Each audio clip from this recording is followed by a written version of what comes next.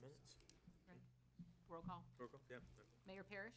Here. Deputy Mayor Blanco. Here. Councilman Bovair. Here. Councilwoman Warner. Here. Councilman Whipple. Here. City Attorney Garganese. Here. City Manager Takanich. Here. And Assistant City Manager Fuhr. Here. Thank you. On a run there. That's good. I Okay. make a. Yep. I'd like to make a motion that we approve the agenda for the regular meeting of March 13, 2018, and the minutes of the regular meeting of December 12, 2017, and a regular meeting of February 13, 2018. Second. All in favor? Aye. Any opposed? Thank you. All right. So to move to delegations, Reverend J.B. Dennis.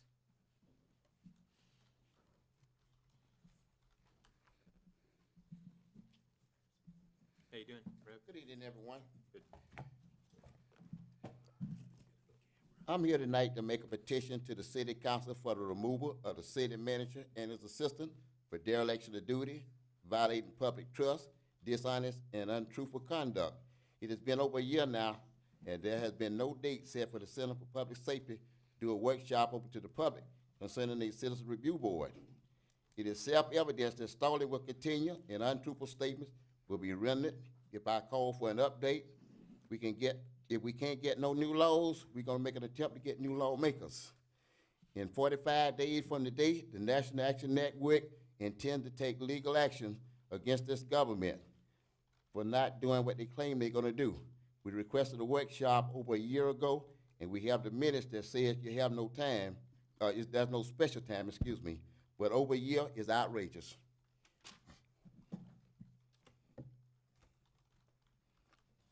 John, you want Any to- comment? Actually, Council, I distributed to you the final report for CPSM this evening, and we received it last week. And as I updated, I know Reverend Dennis hasn't been at a couple meetings. We're working with the consultants, the two primary authors of the report. One is, I think he's the Director of Criminal Justice for Iona College. He's in the middle of a semester. He's not able to come down for the workshop. The other is currently an expert witness involved in a trial, and we are waiting on dates for him to come and present the very lengthy report, and I have a copy here for the clerk to, so she'll have it in her office if anybody wants to do a public records request on it. So, not been a couple meetings, so I don't know what else to say. Well, I have something to say. I have the minutes from February the 14th, 2017. Councilman Whipple asked that a specific individual speak with me in order to keep me updated. The last time I talked with the assistant city manager, he told me he was gonna have a date for this workshop in 2 days. Haven't heard anything from him. I called him and left 3 messages. Haven't heard anything from him on those. So that's dishonest conduct. Okay, Mr. Mayor, I'm just gonna state for the record, one, I take great offense to that because I've spoken with Reverend Evers on several occasions and kept you apprised, not only the city assistant city manager, because I spoke to you myself personally on 2 occasions. We had a conversation and I shared with you the use of force statistics. So that's not a full representation of what occurred on the telephone, sir. And I really don't appreciate you coming here impugning myself or my assistant city manager's integrity. We have been working with a group that was doing a study. The city has expended to the tune of about, I want to say about $60,000, $70,000 for the study, and absent having the study in its totality and finished, it would be unwise for city council to make any decisions absent having the full study and the benefit of the consultants who studied the police department to come and present it. Hurricane got in the way, and then trial got in the way, and a semester got in the way with the folks that do it. I can't help that. I can't control that, but we are certainly working with them and trying to get a date for them to come and present at a workshop before City Council. In the minutes from February the 14th, 2017, you stated in the minutes there's no set time for this. And Correct. Now dragging it out over a year is outrageous. And when it comes to expert witness, I have 2 members of the National Action Network are retired federal marshals and one of them is a retired police officer. Are you aware of any use of force incidents where members of the public are claiming misuse of force by the Cocoa Police Department? Because you're making allegations indirectly which are not true, and I've shared with you our use of force incidents, and there are none that you have raised. You've actually complimented the police department in dealing with the public, and I think it's disingenuous for you to come up here and when this is the only city that's working with you to try to, form a chief's advisory group or a citizen review commission. And I don't think it's fair for you to come up here and characterize the council or mine or my city manager or the chief, assistant city manager or chief of police as stalling. We did a comprehensive study of the police department, a comprehensive study, and we have since provided you data. I still stand on my word. As of right now, Chief Cantaloupe is doing a 100% wonderful job, in my opinion. But when it comes to going in a gunfight, do you go in it with a bulletproof vest or without one? And I would say the study on behalf of council, this is their vest to make certain that they're making the decisions that are in the best interest of the city.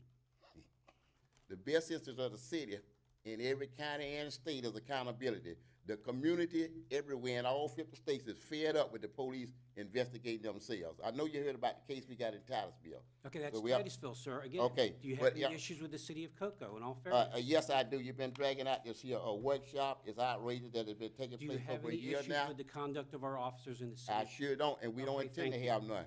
I In have case nothing we else. do have any, we want to have something set up where we have accountability, because internal affairs does not do a fair and impartial investigation nowhere in the country, Okay, period. Brad, we appreciate it. It is moving, it's just not fast enough for you. Yeah, But it thank is you, moving. thank you, Mr. Mayor. Yes, sir. Thank you for coming. Okay. Okay. That was only one for delegations. We got a number. The others for council business. All right. Make a, Consent? yeah, I make a motion that we accept the consent agenda as read and proposed. Second. All in favor? Aye. Any opposed? Okay. All right, so the public hearing, super attorney, what do you got? We have this evening is the only public hearing item, and that is ordinance number 02-2018, an ordinance of the City Council of the City of Cocoa, Brevard County, Florida, amending Chapter 3, Section 3-23 of the Code of the City of Cocoa, providing an exception to the light-emitting diode LED sign standards contained therein to allow for larger LED on-premise wall signs on properties that are contiguous or adjacent to Interstate 95 and/or State Road 528, providing for the repeal of prior inconsistent ordinances and resolutions, incorporation into the code, severability, and an effective date. Again, second and final reading and a public hearing item. And there have not been any changes to this ordinance since first reading. There have been no changes, there have been no comments, no letters of objection, or any concerns at all with second reading. And I'll just remind this board that the Planning and Zoning Board did recommend approval on February 14th, and you yourselves heard this ordinance for the first time on February 27th and recommended approval. If you have any questions, I'm available. Thank you. I'm gonna open this up, close it to the council, open it up to the public. Anybody like to speak on this ordinance? Second reading.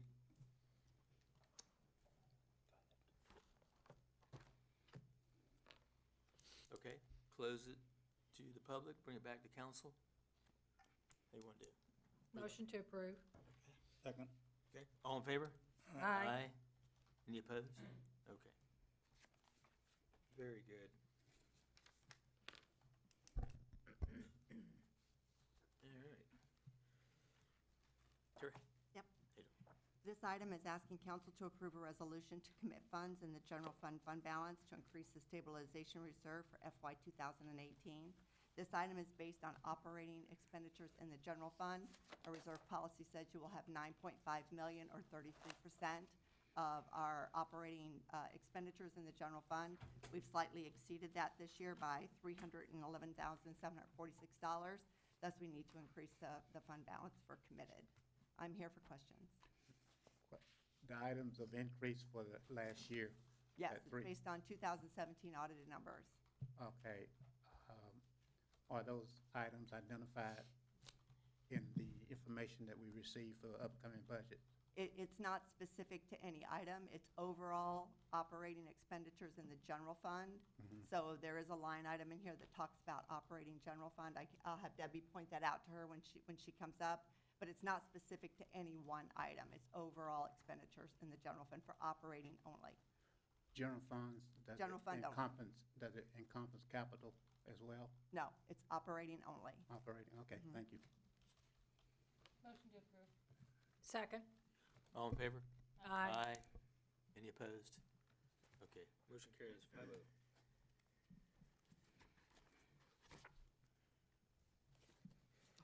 Okay, I need to correct that, I'm sorry. In the governmental fund, it does include capital, in the governmental funds. Okay, one other question about capital. Is it a group of items or a specific number that classifies an item as capital? It's based on our capitalization policy. There are several things it could be, but it's not one particular item. It's everything that's brought together to come up to a lump sum number. What is that number? Total operating expenditures is $33,628,680.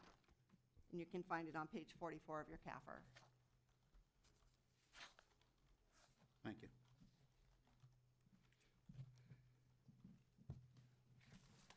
okay. My favorite one.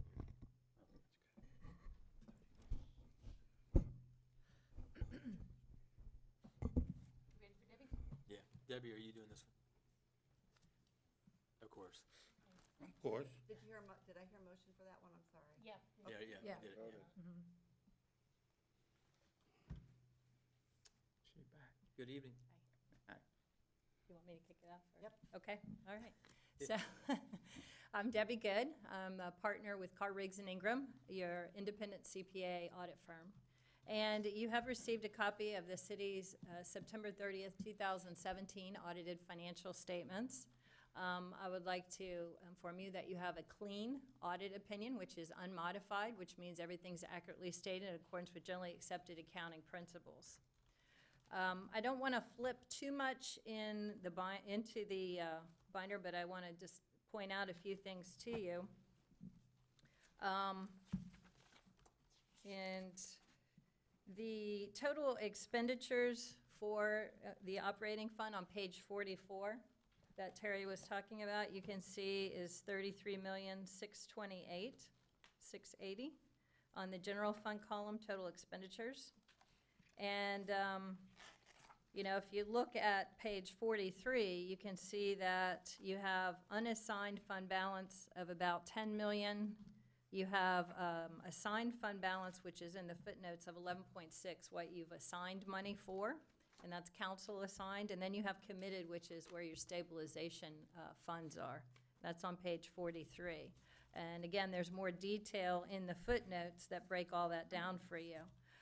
So, you know, if you look at 33 million in total expenditures, you have 9 million in unassigned, 11.6 in assigned, and you have committed. So you do have adequate funds. The city is in good financial condition, so I think that's always important to know. If you look at page 48, Just maybe, yes. real quick, going back to the council member's question, the total expenditures of $33,628,000, and Terry might be able, the public safety, part of that is the fire stations, correct? No. The fire stations are, in the governmental fund, in the government-wide, yes, but in the general fund, no. They're actually in the capital projects fund. Okay, thank you. Okay, so if you go to, like I said, page 48, and you look at the water and sewer fund and the total operating expenses, it's about halfway down. You can see that the total operating expenses is $42 million for the water and sewer. And if you turn back to page 47, you can see your unrestricted is about $7 million. Now, the operating expenses at about $42 million, if you take a fourth of that, 3 months, you know, you're right about, actually take out $2 million for lift stations. You're right about at $10 million that you would want to have in there to be able to cover 3 months of operating expenses, and you have 6.9. So just a little bit under that, definitely not bad. Again, still in good operating condition, realizing that you invest a lot of money into your system to keep it going. And I do want to point out on page 49, because I love cash flows, you all may not, but I love cash flows because it says what's happening with cash. And if you look at the water and sewer system, net cash provided by operations, you had 27 million. 6.5 was transferred to other funds to the general fund, but you did acquire capital assets of $16.6 million for the water and sewer system. So, you know, there's big dollars going into the system, right? But producing that kind is good. So you end up with a net decrease for the year of $3 million in cash. But you plan to make these expenditures, you were using your available cash as opposed to going out and getting debt. So again, I think financial condition-wise, you're fine.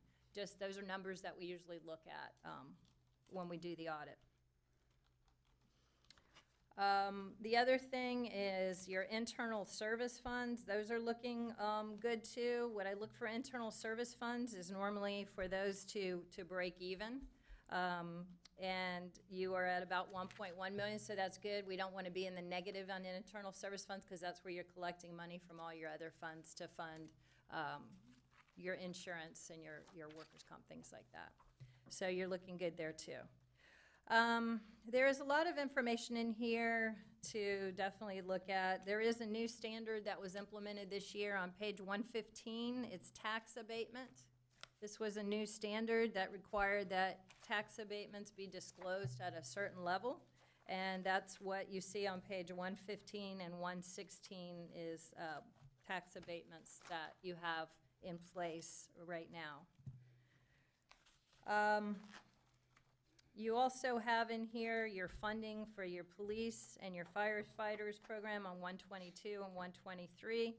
This was as of September 30th, 2017. The police officers went from 94% funded to 95.65% funded, and the firefighters went from 65.9 to 69.13% funded. Part of that at September 30th was the market was doing really well at that time. Now our market shifted down, so you probably would see those numbers come down again because the market has a big factor in that and how well it performs. Also, the general employees went from 71.5% to 78.6%. So again, that was good. If you go to the back of your financial statement, page 203, we do a report on internal control and compliance with laws and regulations. And I'm pleased to report that we had no findings in internal control or compliance with laws and regulations. Your accounting team does a very good job here. Also on page 205, we have a report. We have to audit your federal programs because you have over $750,000 of federal expenditures. And there's a lot of compliance that goes with grants. And this is where people a lot of times will trip up, is compliance with the grants, because there's so much that you have to do. But again, I'm pleased to report that this is a clean report. So you're doing a good job with grant compliance. And the grants that you received, you can see on page 209, the federal grants that you did receive. Also on page 211 is our independent auditor's management letter. This is required by the rules of the Auditor General that we report certain things and we look at certain things. Financial condition is one of the things that we report on, and that looks good. We also have to report on prior findings that we had and did the city correct them. And if you see at the bottom of page 211, we had two prior findings related to the pension plan trial balance and coding pensionable salary information. Those we reported to you in last year's report, and both of those have been corrected. So really, this is a very good report. There's also on page 215, we have to test compliance with your investment policies, and we found no issues there. So, you know, overall, like I said, a very good report. I say kudos to your accounting team for pulling this all together. We are quite a bit earlier issuing this year. We sort of had a reason that we wanted to issue earlier before someone happened to leave us. So we really pushed it to get this done and get it done early. I believe last year, and I didn't bring last year's with me, but I believe it was like, what, April, May timeframe that we First week of issued? April. Yeah, first week of Our April. First meeting of April. Okay, so we are almost a month ahead of schedule on issuing this. So at this time, I'd like to take any questions that you have. One more thing before I take questions. Next year, there will be a new standard called the Other Post-Employment Benefit standard that you'll have to implement here in the statements. You already put the OPEB liability in here, which is where you have to offer retirees the same cost for insurance that you do normal employees. And there's a liability for that that gets recorded in your books on a full accrual basis, not in your funds where you're budgeting on your general fund, things like that where you're budgeting. You don't put it in there, but you put it on the full accrual statements. You will be getting an actuary report on that, and there will be probably an increase in that liability because they're doing it a lot like they did the pension standards, which came out a few years ago that said you have to record this whole pension liability. Actuaries have to determine it. And we really take that number and then book it in the statements. But again, it won't affect your budgeting. It's just something that goes in the government-wide statements if you look at a full accrual, and you're on modified accrual for your book purposes. And if they could make government accounting standards any more complicated for y'all to understand, I mean, I could do a class for a day and still, you'd have, there's so much involved in government standards. How about a week? A week? Yeah. Okay. You want a week? Wow, all right. Sounds good. Okay, questions? Thank you. Anybody, any questions? Brenda? Sir, I'd like to clarify one thing before we move forward for Councilman Whipples. I misspoke earlier. I wanted to make sure that I clarify, because I have to have my calculator to do the math when I'm looking at this. When we're looking at committed fund balance, it does not include capital in the governmental funds. Okay. So the number that's on your agenda item, the $30 million number, is the correct number. So I wanted to make sure I clarified that Okay. right now. Thank you. You answered my question. Okay.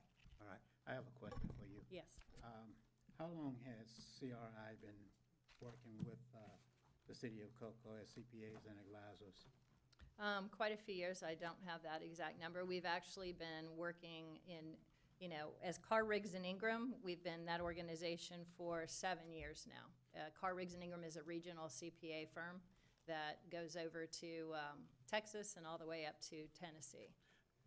How does the city of Cocoa compare with other clients that you work for as far as table of organization and authority is concerned? I think that you have a good, like I said, a strong finance department. You certainly have a good handle, from what I can tell, on the finances. Like I said, there's often times where we go in and we will write more comments than you have. We're not easy auditors, okay? So if you're not complying, you will find it here in your report.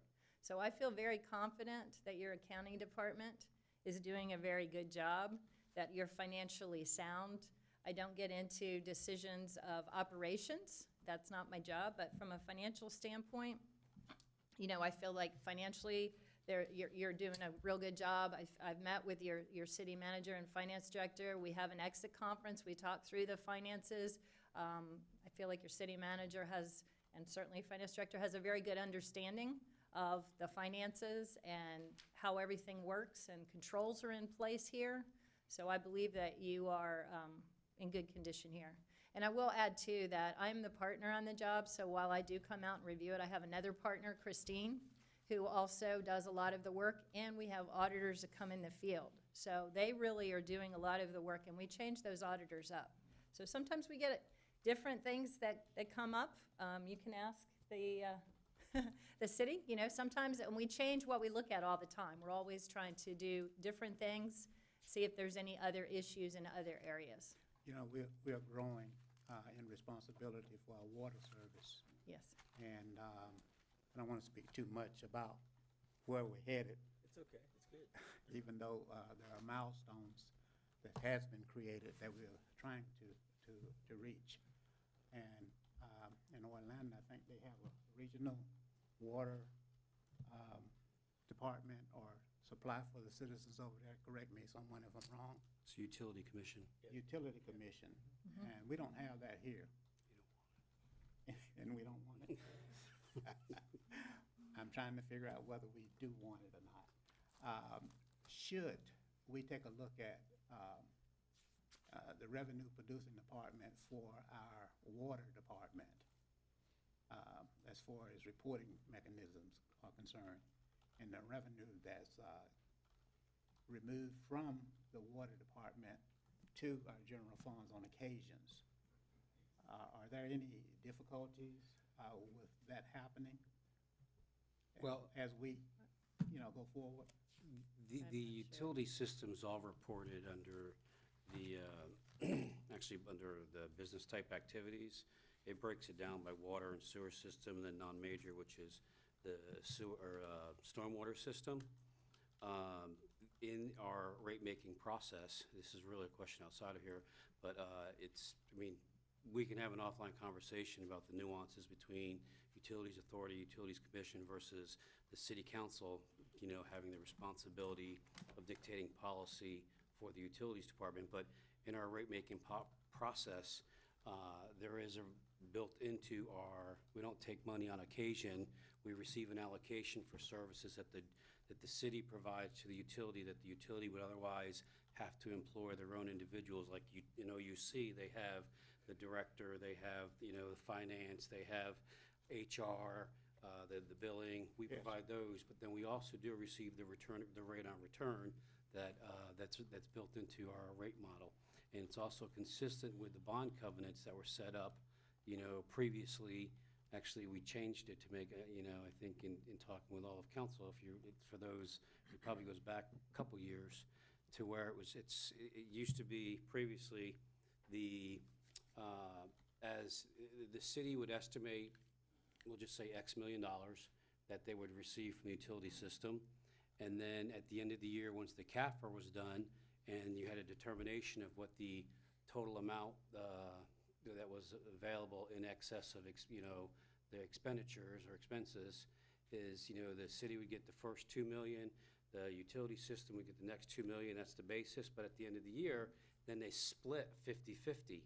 And one of the things that we found, there was a couple years where the transfer was, I guess from a political standpoint, was fairly significant. So if the council recalls, and, there was one year we did 0% raises in the utility rates so we could get a better understanding. The following year, 3%, and then we worked with our rate-making consultant and came up with an industry standard where we have a rate of return based on the fixed assets of the system. So it provides more stability for the utility system, because it takes, rather than, like, for instance, this year, but I know last year, there could have been, what was it, Terry, about $3 million that could have arguably come into the general fund, but it stayed with the utility system for the purposes of them reinvesting in the capital, because remember, there's a fiduciary responsibility to the ratepayers. So therefore, we have a system, I think, that, provides the rate of return for the city's investment way back when, but also recognizes the importance, the responsibility, and the fiduciary responsibility to the ratepayers to invest in the projects. As Debbie mentioned, our unrestricted, cash, if you will, our unrestricted position is down. It's one of the things that we'll probably address in the upcoming year because, Jack, through revenues and unrestricted revenues, we've been funding projects.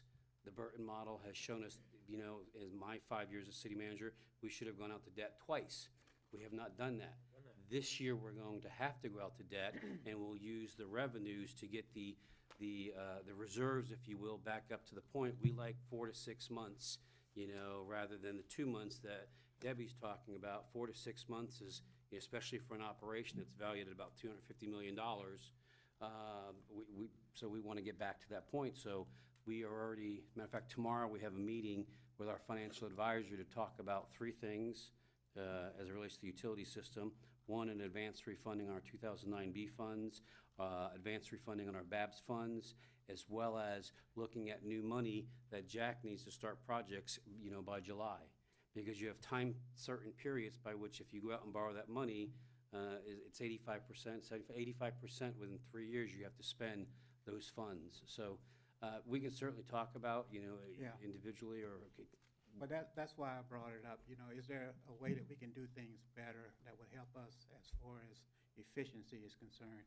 Because I know that things were put into the budget, like improving our water services. I think there's a pipe or something at Taylor Creek that we budgeted for replacement or upgrade. I don't know, Jack, maybe you can, Well, there's a clarifier basin that they've been working That on related hasn't to been the done. surface water, correct? That's coming, almost completed. I mean, I think we got the Right, last that's, stage. that's at the Dial plant, that's not Taylor Creek.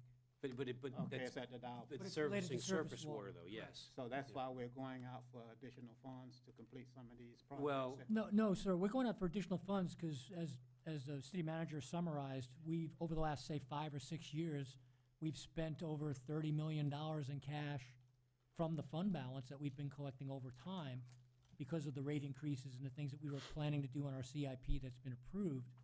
Instead of going out for debt, we spent the cash as it came in. Okay, so here we are about 5 years later. Our fund balance has gone from about 33 million to about 7 million this year, and I think that's what was predicted and expected. To go on, what'll happen over time, if it's gonna go, we're gonna be down this year, but if we go for bond and we start spending all the bond money, as money comes in and we have money in excess of our total expenses, that money will eventually go back to fund balance. Fund balance will start to creep back up. Once we spend all of our bond, then we'll start to grab that cash money and then start taking those chunks of money. And so we're just gonna slowly sort of oscillate probably, between the highs and the lows, in between how often we wanna go for bond. And obviously, we don't wanna go for bond too frequently because it's expensive. And, Yes. so we wanna try to group those bond projects and push them all together as much as possible to make it more efficient. When we do go for bond, we grab as much as we can. Yeah, I mean, and to follow up, as Jack was saying, 2013, we had 36.2 million in unrestricted, funds or reserves for utilities. But again, we used those funds along with revenues that were coming in for the Okay. purposes of funding projects rather than going out and incurring more debt. In reading this, just a lot of questions came into mind as to Yeah. Well, what- that's a big question, because what he said is all, that's how you do charge administrative expense, and we audit that all the time. We Okay. actually, that was a big deal for us a few years ago. We said, hey, you gotta make sure, go get a study, make sure the admin cost you're charging is in line and reasonable, and, I think that was done 2 years ago, not this year, but the year Yeah. right before. yeah, 2 years ago, you did a study. I mean, it's fun to listen to. I can listen to this stuff all night. I think the water deal that we signed with Orlando and Kissimmee and Orange County, he was just trying to say that you're going to have Clarence was trying to say you're going to have a lot more numbers down the road. Yeah. And then going back to a water board, I think that deal, that part of the business in the future will be subject to the water board, but we won't, correct? Well, the way, arguably, yes, there's I a just don't wanna leave governance this system hanging. set up for Right. the wholesale regional process, and then that's separate from, because the idea out the gate was to make sure that the existing ratepayers for our retail system wasn't subsidizing in any way any investments or any improvements or service, going to the west. Yeah, I So look there at it- would be a separate, I look at the It whole would be thing, something as for that. living here for a long time, is we're rebuilding the water system. That's really how I look at it. We had a lot of problems, 6, 7 years ago, and Jack's done a brilliant job identifying what needs to be done, can be done. And so And will be done. council and poor John over here had to, we're okay, and he's writing the checks, or I'm signing them, and they're going out. He's done a brilliant job, and he's still kept this thing not even close to tipping. It's just doing really well. Yeah, But that future deal, what it's gonna do for the citizens, and honestly, take a snapshot of this council, Debbie.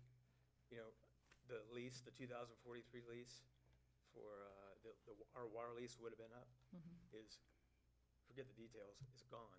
And this district, and that affects 270-something thousand people, I think, Jack, right? Positively, we're not gonna, the Saudi Arabians won't be here in 2043 to buy the system like everybody else. It'll go for generations. So, there's a lot of things happening in the next few months that's gonna be, or next few years, that's gonna be pretty cool. It's also gonna make some changes in our accounting for our water system. Yeah, I'm We're sure. just giving you a We heads call up it. here. I'm sure it will. More bean counters. How about Yeah, that? I like it. I know you like that. And it gets kind of minutia. it's very complicated. Jack sees a part of the business that I don't understand, and he's an expert engineer that's very gifted, and he's done a brilliant job. Everything from the water tower, our icon, all the way to all the things you don't see. I mean, he's done a brilliant job. John's, had the purse strings, so I guess we had the purse strings, but he's, opened the wallet and gave us good options, and so I feel like we're in a good position. Your report tonight reflects that. We're proud of that. That's something that, it's not sexy, because you won't remember it, but tonight, right this second, we're gonna remember it. We're in the best financial shape we've ever been in, with a great future. And I appreciate you, Terry and her staff, everybody, and John for doing what he's done, and the council for scrutinizing when we need to, Well, Anything else? I'm happy now that I've gotten that information out there. If we don't And toot she was- our own horns, Yeah. nobody's going to. Okay. Right. Water in perpetuity, forever in the district. That's what everybody cares about. Yep. You know. Keeping it up. I mean, And they're keeping the system up, and it costs money to do that. Costs a so lot of money to do definitely it. does. It's gonna get bigger, a lot larger. So, thank you very much. Thank you very much. Thanks so much, Debbie. Thank you. Thank you. Pleasure to see you. Yep, great to see you. Very good. Terry, want to say anything? I just wanted to thank all the finance team that worked on the CAFR this year. No one person can do this alone, especially Ann.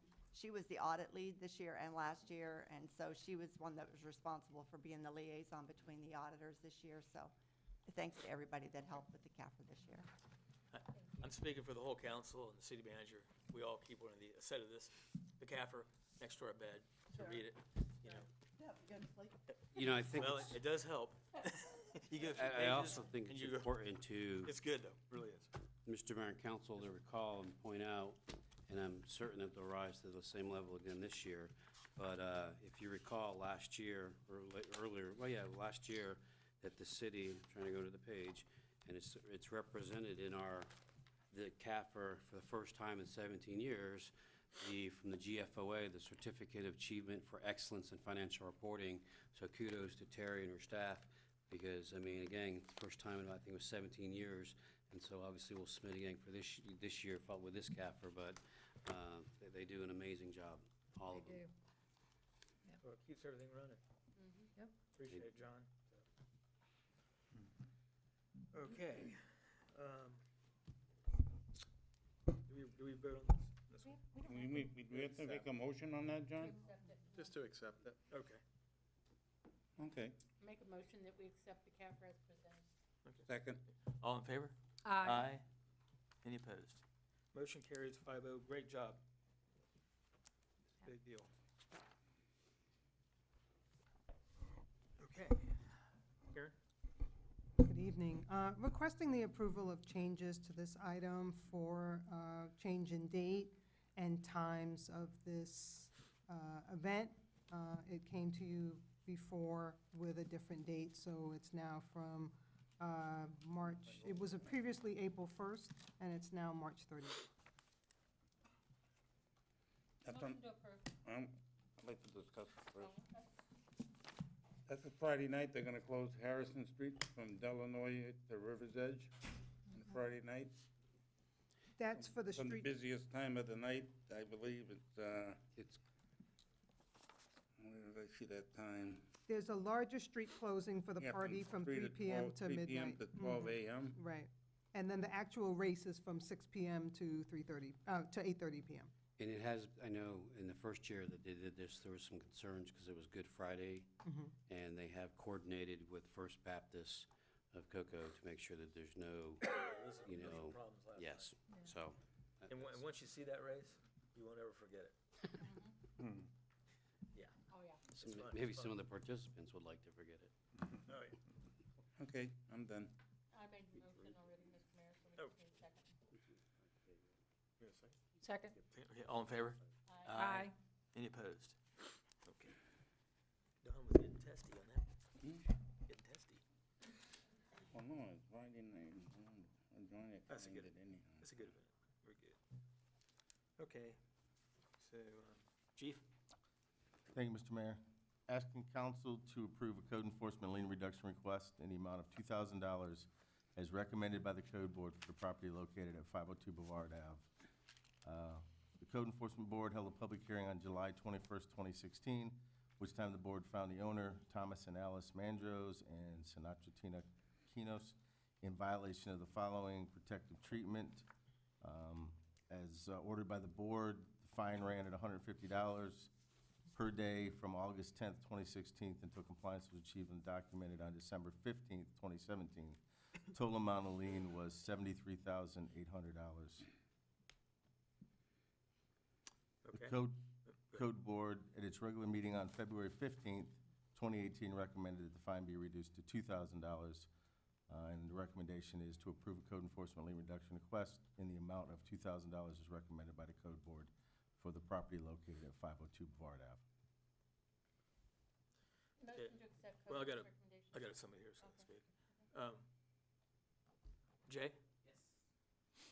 The car, right? I've heard every pronunciation. Well, name and address for the record. Thank you. Thank you, Yes, sir. Mayor.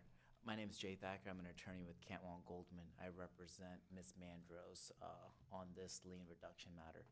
The only reason I'm here is, first off, thank you for the board to reducing in 2000. I was actually present at that hearing, and I made an argument for that reduction. I'm asking City Council if you guys can approve an amount lower than $2,000. The reason I'm asking that is because we had an offer to purchase for a buyer that the seller was selling the property to, and that contract has right now, there's some issues with it, so the buyer might pull out. So the seller has to come up with the money herself. The seller is an 86-year-old woman who had no knowledge of this lien. The husband was taking care of all of the issues, and the husband was about 88, 89 when he passed away. As soon as she came aware of the issue, her grandson, who lives out of state in Massachusetts, is helping with this issue, and who's the one who's been in contact with me to help with this issue. As soon as we learned that there was a lien, we cleared all the issue. It was just basically the painting. The building needed to be painted, so we painted the building right away within less than 30 days, and it's in great condition now. We did it. As soon as it was done, unfortunately, there's deadlines to be set. That's why we couldn't get in front of the board until February, and then after the February meeting, we got here today. So I understand the board has done, the Code Enforcement Board has done a great job with the reduction of $2,000, but the only reason I'm asking if the City Council can consider $1,000 is that was the cost of this, from what I was told, that the city incurred to do the fines of this, with this property. And considering that if the buyer cancels a contract, the seller has to come up with the money, and this is basically going to be lasting her for retirement. So she's using whatever money she can to save, to pay the city, obviously. So I'm requesting the city if they can make a motion for reducing the lien to $1,000 instead of $2,000. That's what we originally offered to the city in the Code Enforcement at the meeting in February. Okay. And I'll be happy to answer any questions you guys may have. John, you want to say something? I just would caution council that, I understand the circumstances, but it certainly could set a precedent, well, I've got a transaction hinged upon you reducing this lien. Just want to say that in fairness to other applicants that have had their day before the Code Enforcement Board. I understand the, First of all, tell Ms. Mandros, we're sorry for her loss. Thank you. He was a good guy. Mr. Thank Mandros is a good guy. Talked to him many times. Thank you. And I understand, I sir, think- the slippery slope argument, I understand that. One thing is when it comes up to the council from the boards, they, we really have to rely on them. We do look at the agenda items, and sometimes we know much more on other. I understand, and again, like I said, $2,000 it's fair, I'm not saying that. The only reason I'm making this argument today is because We understand. being an elderly and trying to she had no knowledge of it, so as soon as she came aware of it, she fixed the situation right away, Yes, sir. so. It's your district. My question, Make a motion. Chief, that $1,000, is that what we put into serving those? Sir, I don't have the exact numbers in front of me. I know when we took it to, originally took it to the Code Board, Staff's recommendation originally was to reduce the amount to $7,380 originally, but then at the code board, the board agreed to reduce it to $2,000 based on the same statement that the gentleman made at the code board. This is the same statement he Yes. made. Yes, sir. Was on They the made full the board. decision Yes, sir. to Okay, thank do you. the 2,000. Appreciate that. I appreciate it, thank you. I know I was at the code board meeting, and I, sympathized with you and everything, but, like the chief just said, it was at 7, and we dropped it to 2,000. I appreciate And I it. think we gotta keep a precedent to keep knocking things down. So with that being said, I'm gonna make a motion that we accept the $2,000 Thank you. that was levied by the code board for the lien reduction on this item. Decide. Wait, 1 second. Your district. I want to make another comment about that. I Yes, know sir. the code board did their due diligence in regards to what's going on with this 86-year-old lady that lost her spouse.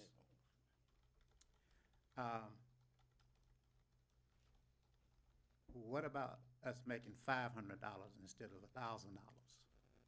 Since it took us $1,000 to serve the paperwork and to keep up with the liens, et cetera, to show how much we're concerned about this individual and her hardship. Why not knock $500 off and make just $500 instead of 1,000? Would be Well, 50. So you mean a total of 1500. 1,500? A total of 1,500 instead of the $2,000. That'll show an extra effort by council to help her with her situation. That's my Oh, desire. we got a It motion. wasn't second. We got a motion for 2,000 here. It wasn't Is there- second. You want me to ask, do we have a second? Nobody seconded it. It died. for lack I'll of second it. Okay, second over here. All in favor? Aye. Aye. Nay. Aye. Nay. Okay. Any- Thank you. 1 nay. Okay. Okay. I appreciate it. $2,000. Thank you very much. Thank you very Thank much. The only, can I, It's 30 30 days. days. 30, that's, Yeah. could we request a little time? Is That's that possible? Probably as it's in the code. It's in the code, It's okay, in- no it's in the problem, code, yeah. we'll take care of Thank it. you. Thank you, thank you. Right. Thank you. Thank you. Thank you. Understand, Clint. Yes, We but moved it forward. Okay. it's worth a try. Let's see. Okay, Chief? It's me again. Ask council to approve a code enforcement lien reduction request in the amount of $2,000 as recommended by the code board for the property located at 1222 Amherst Court. Code enforcement board held a public hearing on June 15th of 2017, which time the board found the owner, Yingling Properties LLC, in violation of the following: accumulation of trash, protective treatment, rental business tax, and storing junk and autos. According to the codes board's order, the fine ran at $100 per day from July 16th, 2017, until compliance was achieved and documented on January 8th, 2018. The total lien for the property was $17,700. The current market value of that property now is $54,550.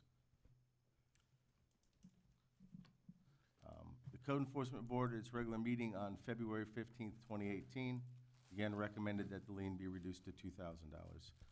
Again, our recommendation is approve a code enforcement lien reduction, request in the amount of $2,000 as recommended by the Code Board for the property located at 1222 Amherst Court. The only thing I would add to this is that we also had some other problems at that property for a pretty long period of time. I know the owner once we did get a hold of the owner, once our code manager got a hold of him, he did start to work with us, but it did take a while before that property was taken care of. So just with that. Okay. Is this yours? Yes, You gotta submit a card, but do it after you speak. Okay. Okay, please do that. Your name and address? I'll do that. after you speak. Yeah, All name and address. All right, I got it. Well, good evening. My name is Lee. Excuse for my accent. So here's my story. What's your address? 500 William Street, Melbourne, Florida. Okay, That's okay. where I live right now. Yep. So here's my story. I'm here not just to try to apply for a lien reduction on my property. I'm also trying to look for legal justice for myself. Originally, those property were managed by my mother, which she passed away on March 19th, 2017. And then This lien apparently was kicked in on June or July. I was called once by an officer named Mike, I believe on May. And however, I told the officer I was willing to comply.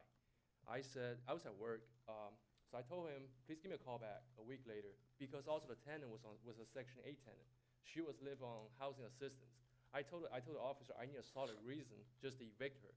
You can't just kick anyone out of property for no reason, right? I mean, so I asked for a solid reason. However, I never received a call back.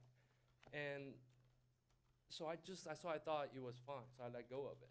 And then I went back to my home country to set my mom down, and I came back. It's not that the code enforcement never had a contact of my information.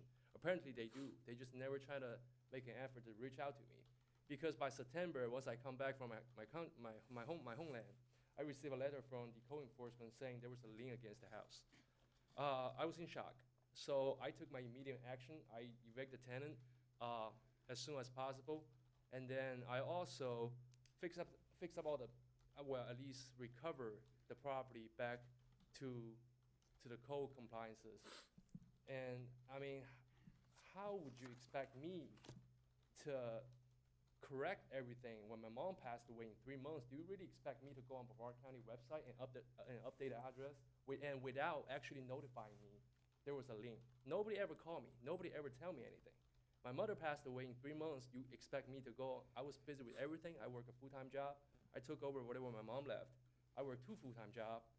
And if I was aware of the situation, I will pay for the lien. $2,000 is fine. I'll pay for it. But I was never heard of word from nobody. And after I did my tax a few days ago, you know, I just realized, you know, I work really hard, and I pay, you know, a good amount of 1/3 of my income to the government, to the tax system. And by the end of the day, I still get a lien on my property for not knowing what caused the problem. And also, my tenant ruined my completely house. They took my fridge, they took my stove, they took everything, and they were on Section 8. And if I'm here just to look a little justice for myself, I don't think it's fair for me to pay for something that I don't know of, first of all. And once I was aware of it, I took my immediate reaction to the city. And I think that's just. We appreciate you coming. I appreciate that. Yes, sir. Yeah. Anyone want to take action? I'm sorry. I'm willing to pay for whatever the cost the city actually they pay for. The man to inspect the property and this and that. But you asked me to pay for $2,000 for something that I wasn't aware of. I was never told of. I was never notified. I don't think it's fair. Who's here that would know? Chief, would you know when we finally got in contact with him? With the I don't have the exact date, but I know he was noticed from the beginning when the notices went out. We send him out registered receipt. I know he was contacted. I know also our code manager, Mr. Bunt, also spoke with him several times. Like I said, he did at one point start to work on it, but I can tell you that property in that neighborhood was a problem for many times. We attended a community watch meeting in that neighborhood last year, and when I first found out about this, and I can tell you I had all of that neighborhood, every neighbor there, because the people were raising dogs, there were all kinds of things going on. They had moved in a garage. They called it a shed, but it looked like it was bigger than a house along the side.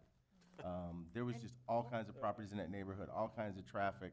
So I feel the gentleman was notified plenty of times. Like I said, he did finally get it put together, but that was with the help of our code manager and the police department, basically getting him that information and helping him at one point afterwards with getting the Section 8 done and all that, so he could get the person out of there on the section, that was on Section 8. Mr. Mayor and Council, just want to advise you that I know our code enforcement, they don't just send a simple letter. They send it both certified mail and registered mail. And by state statute, we have to send that notice to the address and the owner listed on the, the property appraiser.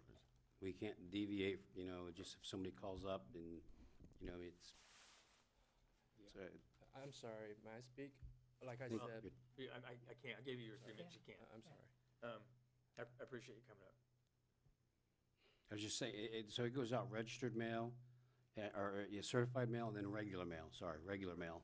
So in the event that, the, doesn't come back and the one delivered, it gets delivered, and, so we know that notice is given, because we receive it back.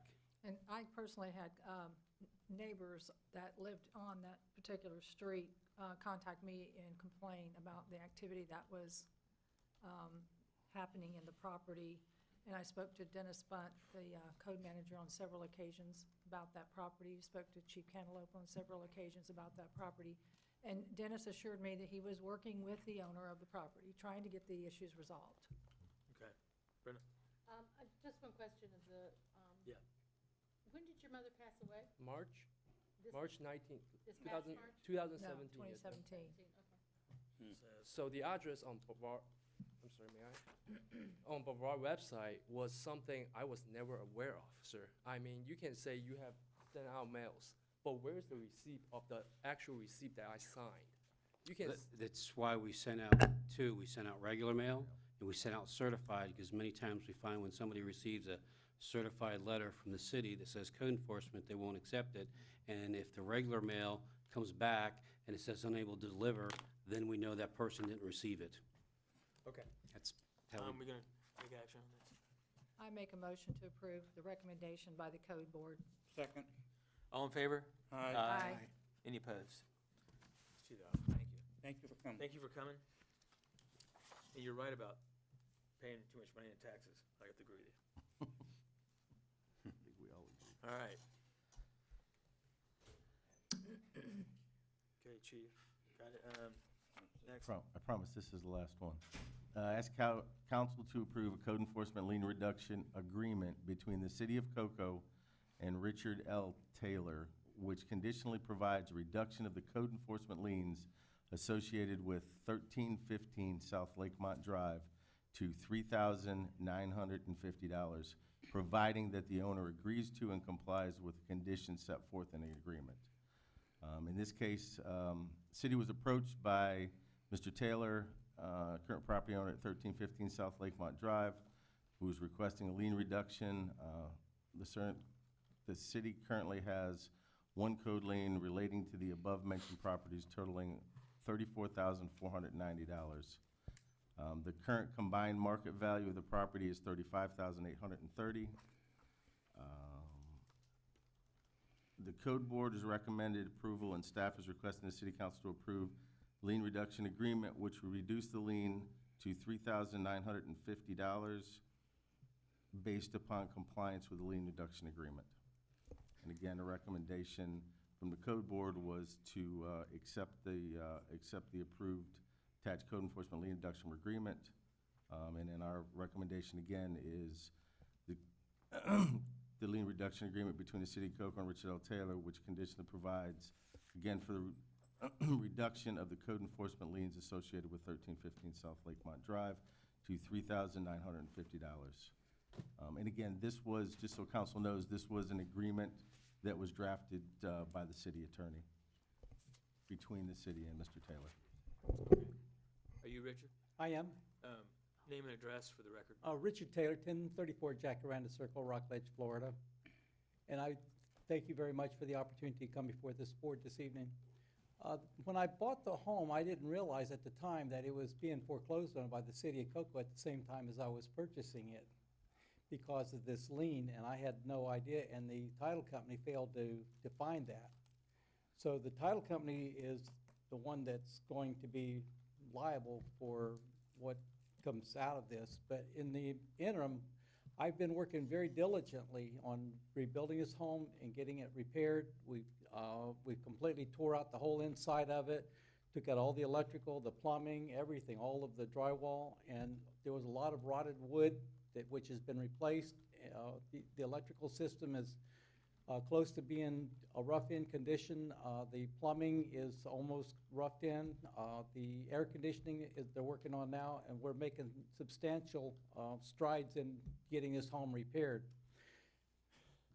Had I had known that there was a lien against this home that was being foreclosed on by the city at the time that I was buying it, I doubt if I would have bought the house, but that was something I discovered later by pure accident, and as soon as I did find out about it, then I started making all kinds of, I've been doing everything I can to work with the city to remedy the situation.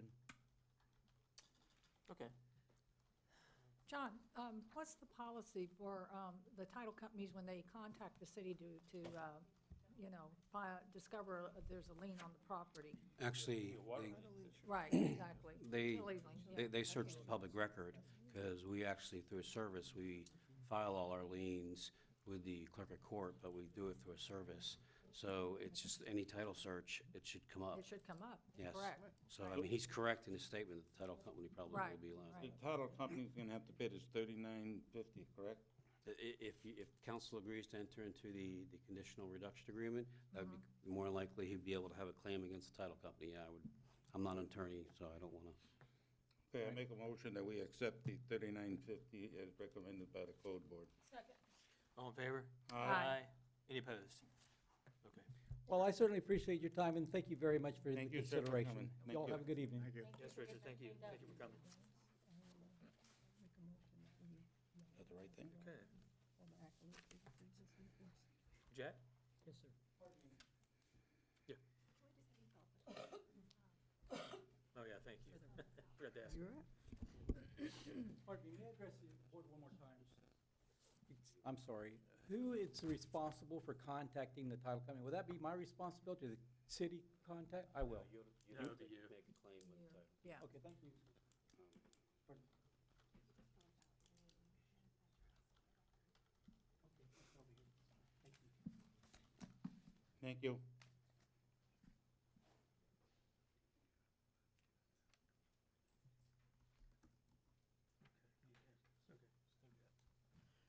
All right. Yes, sir. Yes, sir. Yeah, this is item number 8 under city business, number 1, to approve participation in a cooperative purchase agreement with Flagler Construction Company, Florida, to purchase the ECR 88D Volvo excavator, Trailer King TK20LP trailer, and associated equipment utilizing the Florida Sheriff's contract, effective October 13th, 2017 through September 30th, 2018, and to approve a resolution amending the 2018 fiscal year budget. I'll just remind council briefly, last year we had a fire in the well field where one of our crews was responding to some work out there, and they had an excavator and a trailer out there, and the braking system had locked up, and it dragged, and it set the wheel on fire, which then set the entire trailer and the excavator that was sitting on top of it on fire. And we couldn't get it out, and the trailer and the excavator were a total loss. So we're gonna go ahead and try to get ourselves back up to full strength and purchase this through the sheriff's contract. Motion to approve. Second. All in favor? Aye. Any opposed? Motion carries 5-0. Okay. Yes, sir. Under multi-year contracts number 2, this is to approve the second and final amendment to purchase agreement with Atlantic Development of Cocoa, Gunstruction Incorporated, Joe Bear Contracting Incorporated, and Maxwell Contracting Incorporated under RFQ 13-01-COC, Utilities General Construction Contractors, effective February 12, 2018 through February 11th, 2020. This item is for essentially a pre-approval for the construction contractors, so when we have work, we have contractors available to immediately bid and put into motion anything that we have related to the distribution system Motion and to or the sewer approve. system as well. Got a motion. Second. Second. All in favor? Aye. Any opposed? Okay. Thanks, Jack. Yes, sir. Mr. Assistant City Manager, Matt? Yeah, this next item is to authorize change orders to Rico USA and Wells Fargo for fiscal year 2018 on a multi-year lease agreement with Rico and Wells Fargo for copier and consumption expenses and changes made to the leaseholder. What this item entails, as you may recall, you've previously approved a multi-year agreement with Rico for the citywide copiers. And along with the lease of that equipment also comes the consumption charges, which includes the price per copy for the ink, essentially, that's written on it, or the toner. And what we tried to do this year was centralize the payment, system. How it was budgeted for was within all the departments and divisions, so we could monitor the amount of consumption occurring within each department. And we felt it would be more efficient if we could centralize those accounts and then write a single check monthly from the IT department and relieve some of the other departments from making those payments. When we did that, the amount annually exceeds the city manager's spending authority, and so we are bringing that item back to city council for approval. Okay. Motion to approve. Second. Second down here. All in favor? Aye. Aye. Any opposed? Okay. Good job, Matt. Thank you. Thank you, Matt. So we've come to the end. We have a late delegation card. Does anybody have a problem with somebody speaking from the audience? No. The delegation, okay. David Henry, come on up. David P. Henry, sorry. How you doing? All right, thank you, Mayor. Good. Name and address for the record. David Henry.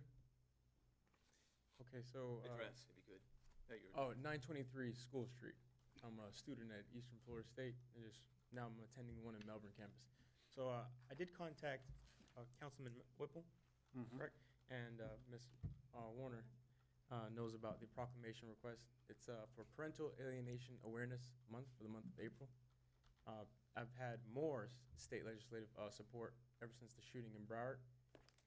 So I sent it out to Brevard Public Schools Board, and they accepted it. It was Matt Susan and Tina Desovich who accepted, and they're going to go ahead and process it for the 27th for the month of April, and they want to go take it a step further and see what it is that is impacting their students. Part of that is childhood suicide as well. It has to do with parents in separation and keeping the child from one another, and it perpetuates dysfunctions that we're seeing come around. Chief Judge Harris has it before his desk. He's reviewing it. Clerk Ellis, Scott Ellis is helping me kind of push that along. And then we have our city council. I'm working with Mr. Tobiah. Thad Altman and Randy Fine are working with the state because I've sent it to the governor's desk. Last year, Manatee County and I think it's Sarasota County. I want to say it's Manatee County. I can't remember the exact other county, but some other cities have been adopting it. So I'm just trying to do it kind of across the board all at one time. So I was hoping, because I reached out to Sean Ferguson of the Space Coast League of Cities to try and get it abroad at the state level as well with Florida League of Cities, the Florida League of Cities and the Florida Association of Counties. So I'm just trying to. This is Space Coast League of Cities? Well, I did the And Space Florida Coast, but I also did the Florida League. So just trying to see if I can circle the table a little bit. Submit what you have to the clerk. Okay. The clerk's going to give it to city manager. City manager's going to give it to the attorney. We're going to look at it all, and it will go forward. All right. Yeah, basically what David has been trying to do is bring awareness to the fact that children of parents who are divorced or separated or not together are sometimes alienated from one parent or another, and it is part of what is causing issues for our children in school. So he's asking for a proclamation. He's trying to make April an awareness month to bring awareness to the fact that children are being alienated from one parent or another. I'm 100% with you. Yeah. That's it. Right, yep. That's, Would it So be, yeah. is it a motion or something to that That's our effect? city clerk right there, Yeah. so if you'll submit Submit your it, information yeah. to her, she'll work with you to get it done. Yeah, example of proclamation. Yeah. Okay. Yeah, And I did email it also to Ms. Warner and to Mr. Whipple. yeah. Okay. Are you aware that the state attorney is going to be at Zion Orthodox Saturday? Where is that, Your Honor? Zion Orthodox at 9 a.m. You might want to stop by there, Okay. okay? Yes, sir. All right. Thank you. Thank you, David. Thank you, David. Thank you. Thanks for coming. Thanks for doing something about the problems we really have, you know? Thank you. Okay, anybody in the audience from a board, from advisory board or committee would like to speak?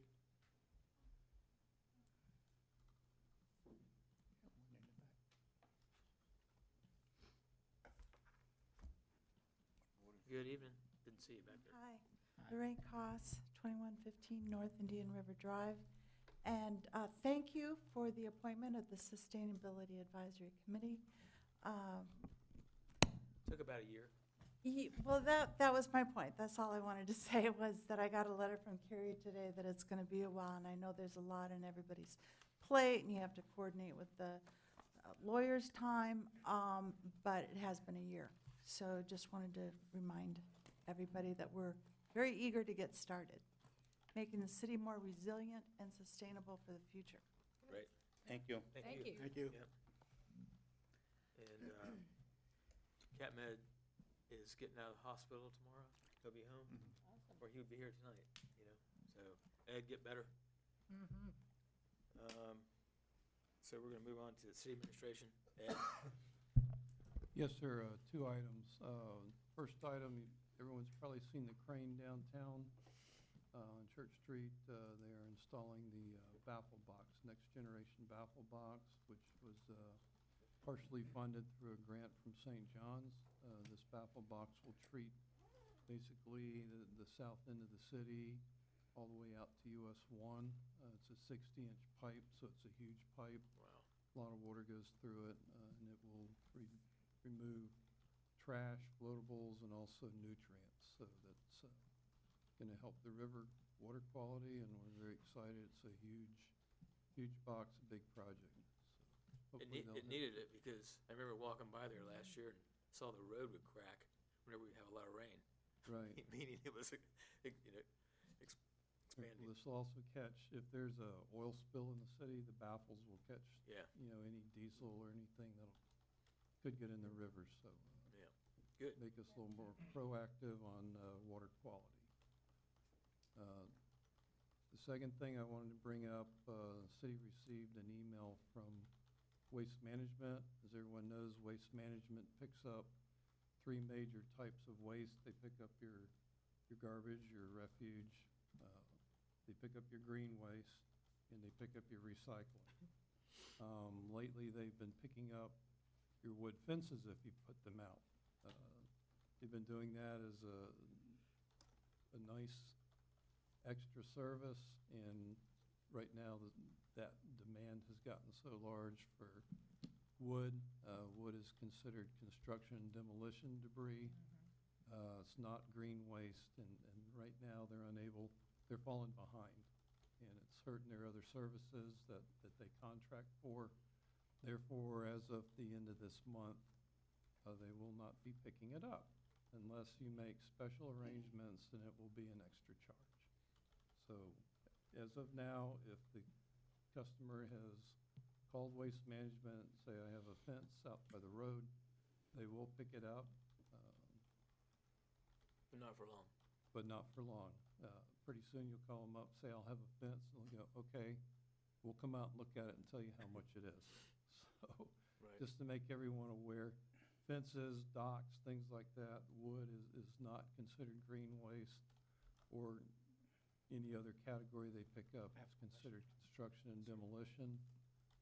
If you tear out your tile out of your bathroom and put it out there, they have special dumpsters for that. That is not a normal pickup that they do.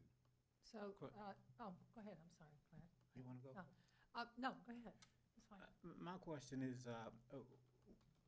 the contract that we signed with them, Correct. does it have specifics as to what you're speaking about now, as to what will be picked up or won't be picked up, or are they just changing the game in midstream? No, the contract is pretty clear. It's garbage, recycling, and green waste. And it does address construction and demolition debris. That is not included in their contract. Just getting overwhelming. I know Yeah, it seems Normally like a low volume. everyone's wood fence went down, and they're all replacing them now. So the charges that they would charge the customers for that pickup have been the charges that they have always implemented? It's not a new charge, it's the same fee? Correct, except they've been picking up wood debris without charging so Correct, far, okay. and now it's starting to eat Right. into their ability to service, green waste and so forth. Okay. Well, I know you can go over to like Lowe's or Home Depot and you can buy a bag to put construction debris Correct, in. they have the Bagster, you Yeah. fill it up if you're doing your bathroom and throw all the tile in there, and they'll come. Yeah. So they'll Yeah. continue to pick those up, but there will be an additional charge. Right, the Bagsters, I think, include the pickup charge. Okay. but you're not gonna fit a fence in. Yeah, 'cause the dumpster truck has to So pick you're it up. probably, if you have construction debris, you're probably better off putting it in one of the bags. Right, you can do a bag store, you can put it in the back of your pickup truck and take it to Take the it I dump. won't be around that. Yeah. But Waste Management does not do construction and demolition debris pickup, is their, part of their normal pickup. Okay. That's why you see big dumpsters on Yeah. sites where they're That's right. doing Correct. demolition. Well, that's good to Yeah, know. I've got a home being remodeled down the street from me, and they've got a wood fence sitting out in the street, and it's, they've had a dumpster out there, but the fence was the last item, and now it's sitting at the street, so. I'll stop and tell them they need to fix it. Yes. They Your got, time's They've running got, out. Yeah, time's they've got a running out. short amount of time left to get it picked up free. okay, That's all I had. all right. Thank you. Got a question for you. Any FDOT news on 524 or anything? You hear anything? Actually, I have heard they are entering the next phase on 524. They've done their preliminary study. Now they're going to a more detailed PD&E study, they call it, planning, design, and engineering study. They are in the process of getting their teams together to choose the consultants. They'll do it through the CCNA process, where they'll shortlist consultants, interview consultants, and then rank and negotiate with the highest ranked consultant. And they are entering that phase right now of advertising and getting interested consultants to submit. So it's the next step in the continuum. Don's at the Flying J. He can spread that around, that things are moving forward out there. That's important. He's getting a lot of questions. He's out There'll be there. a lot of changes on 524 very soon, yes. Yeah. Okay. Thanks. All right, thank you. Terry? Nothing? This your last meeting? It is. We're gonna miss you. You did a great job. Thank you. Yeah, thank you so much. Been here a long time. I think I'm gonna miss her more than anybody, because I've worked closer with her all these years than anybody else. Yeah. Thanks for everything Could you've have done. never survived all the years downtown if it hadn't been for Terry. Yeah. Thank you. Chief? No report. Chief Prince? Mike, how about tomorrow night? How's the new fire department, the new administration building going? Oh, it's wonderful. We're very blessed to have it, and Did I tell you that, let's just say the guys have been there 20 years or longer? I was talking to them today at the ribbon cutting, and to me, they looked like they really liked it. And the whole time I was hearing like, it's, it's something different. But I could tell that's a cool they're place. adapting well to it. Yeah, they are. Yeah, I agree. Very good. Okay. No report? Okay. Jack? I have one item, just an update on Logan Diving. You're familiar with Logan? Oh, yeah. They were doing the repairs for us. As of today, they're kind of officially done with all of the repairs that were underwater with respect to the transmission main. They expended about 5,000 hours, labor hours, in that effort. About over 21,000 individual riprap concrete bags to repair and support those lines that were disturbed. And they are still under the original change order budget that we had established. The total project around 1.1 million. The last change order for this fiscal year, I think, was for 950 or 980. And they'll be a little bit under that, I think, when they come in with their numbers.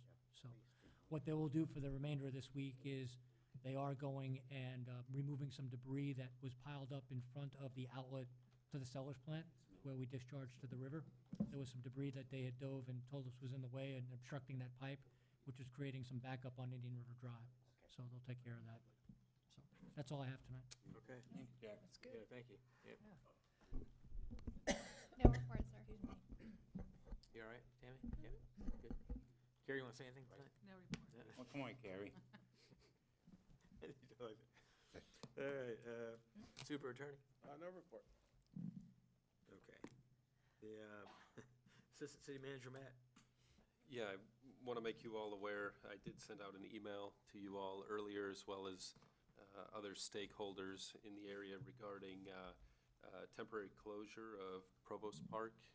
The eastern side is going to be undergoing some safety, security, and maintenance renovations. And this is a partnership between the city, Brevard County, and the central area NAACP. And those renovations will start Monday, March 19th, and it's anticipated they'll continue to Wednesday, May 23rd, which also happens to be the last day of school. And they will, the Brevard County Parks and Rec is also planning kind of a reopening, and they're going to host a field day for the children on that day as well, with the hope that families return to that park and use it for what it's intended. Some of the items that they'll be undertaking, you may notice that the city has already put up gates for the parking area so we can better control that area. There's going to be some tree trimming, playground maintenance. The athletic fields are going to be repaired, as well as the pavilion area. There's some concrete tables there that have been damaged over the years. They're actually going to remove those and put in a removable type table that's consistent with our other parks. And then in the parking areas themselves, they've been worn down over the years. They're going to restripe those and better identify the parking. And so, it's going to be a start. And the police department will be getting some signs out there. I think within the next day or so, some variable message displays at either entrance, identifying the closure so the community is aware. We're also posting it on social media as well as our webpage. And this letter that you've all received through email was also sent to our District 2 Commissioner.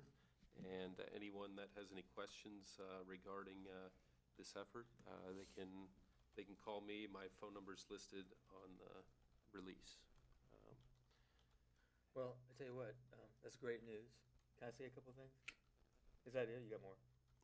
Go ahead. Oh, on Provost, the main park, I just want to make it very clear that the thugs from Palm Bay, Titusville, Orlando aren't invited, or they aren't welcome here anymore to sit at that park and do what they were doing for a couple of years.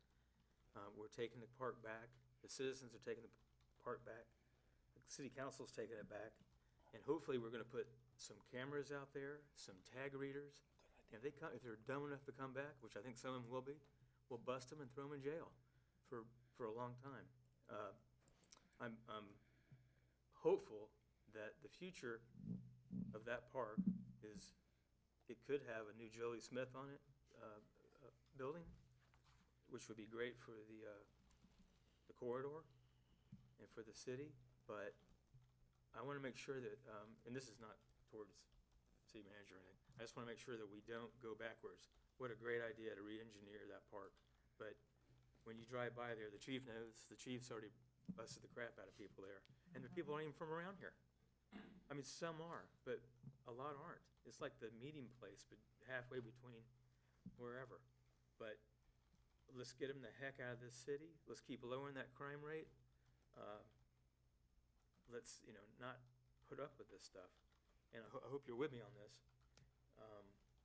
This is a chance for the quick fix, and then we'll go in for the kill and make it the permanent fix.